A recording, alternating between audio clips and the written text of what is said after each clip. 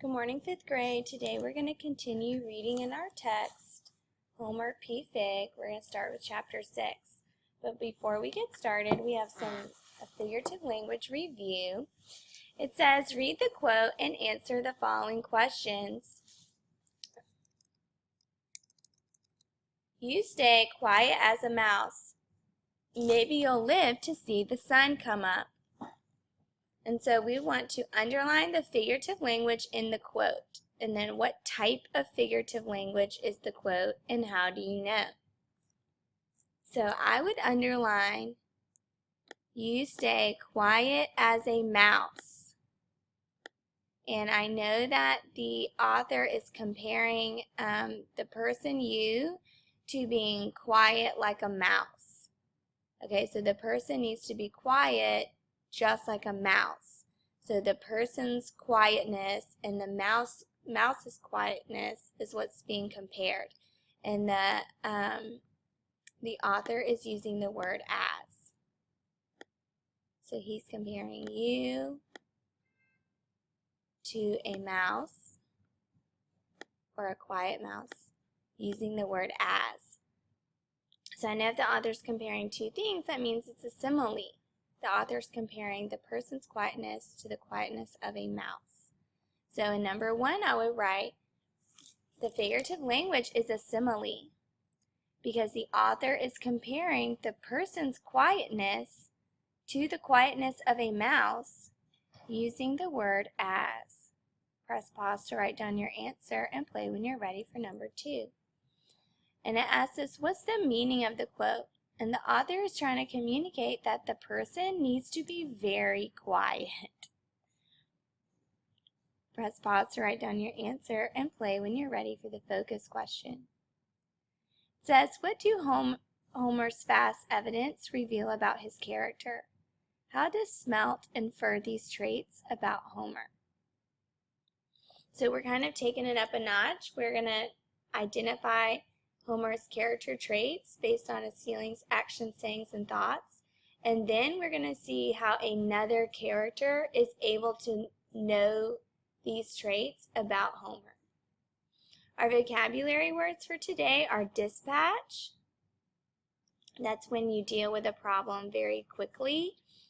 So when you call 911, you get connected to a dispatcher so that they can deal with your problem quickly. So you would draw a line to this picture.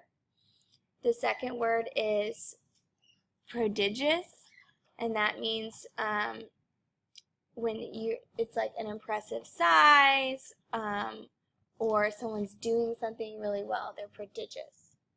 So you would draw a line to this prodigious vegetable. And then the last one is cringe, and that's when someone makes a face that lets you know they're afraid. All right, turn the page to your notes, and you should be in your book on page 24, ready to underline your CSBS evidence. We're going to start at if at the top of page 24. If we kill him now, we never get our money. Come on, Stink. Why'd you want to spoil all my fun? You know we gotta dispatch him eventual. But away afore I lose my temper, Smelt. Ain't you got no sense? Stink and Smelt, pair of cold-blooded killers, arguing in the woods close enough to hear my heart beating. To make matters worse, the night is fading fast.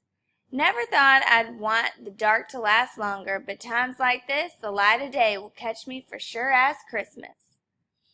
What gives me away isn't daylight, though. It's Bob the horse deciding to whiny. Okay, we'll stop right there because we have our character and our setting. If you go back to the second paragraph, you see that Stink and Smelt are our characters, and the author tells us they're a pair of cold-blooded killers. So in 1A, we would write Stink and Smelt are cold-blooded killers. And Homer hears them arguing in the woods. Press pause to write down your answer and play when you're ready for the quote. And you would write down this quote on page 24. Stink and Smelt, pair of cold-blooded killers, arguing in the woods close enough to hear my heart beating. And make sure you put the page number at page 24. Press pause to write down your answer and play when you're ready for the setting. And we find our setting in that same paragraph that says, to make matters worse, the night is fading fast. So we know Homer is in the woods in the very early in the morning because it's almost daylight. So in 2A, we would write, Homer is in the woods in the very early morning. Press pause to write down your answer and play when you're ready for the quote. And in box 2B, you would write down this quote on page 24. To make matters worse, the night is fading fast.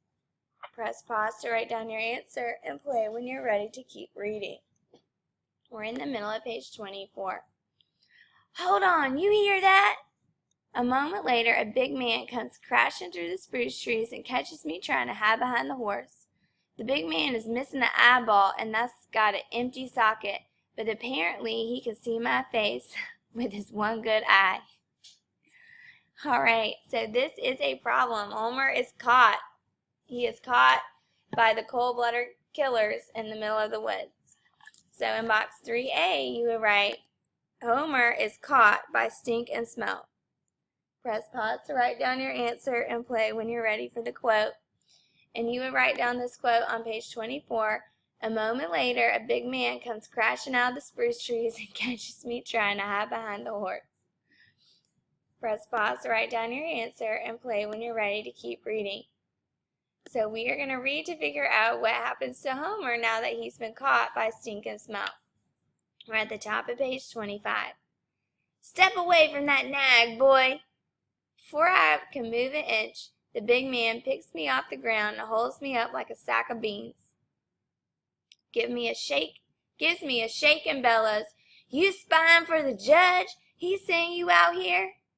Once in the heat of summer, old Rooster got up in the hay and died, and Harold and me thought it was the worst smell ever, and that's before I made the acquaintance of Stink Mullins.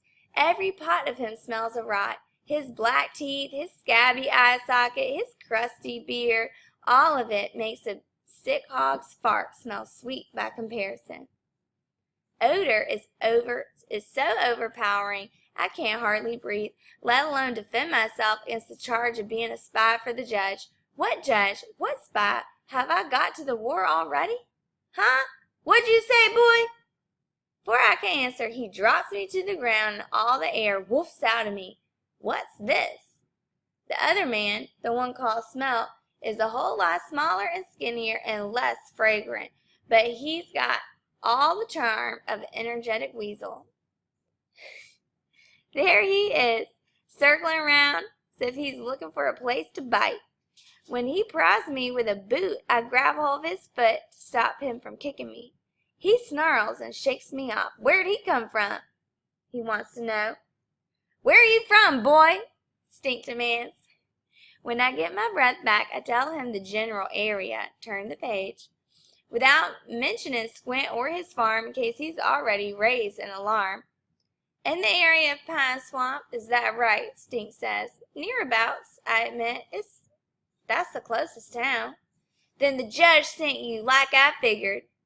Nobody sent me, I told him. I'm just lost in the woods is all. He's lying, says Smelt, crouching down and looking at me in the eye. You the judge's boy, that's who you are. I'm Homer Pig. Let go my ear, it hurts.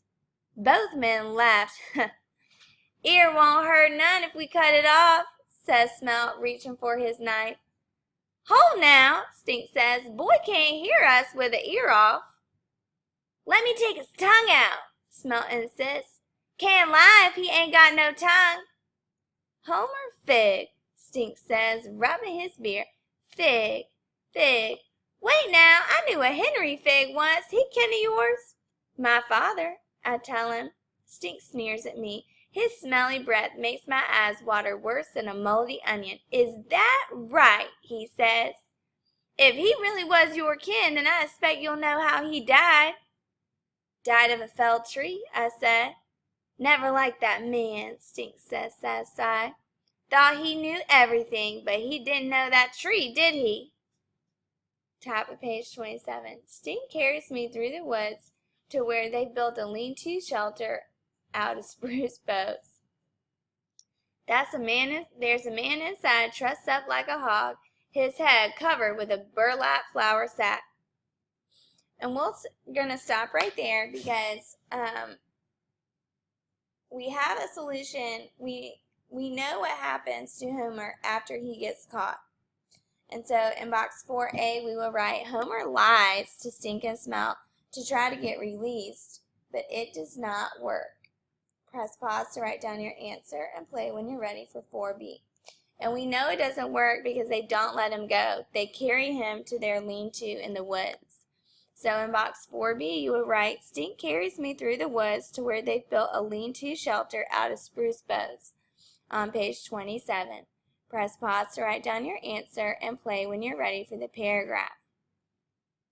And based on what we've learned so far, we want you to think, what kind of person is Homer and how do you know? We want you to think about, how does he respond to that problem? That's going to tell you a little bit about who he is as a person.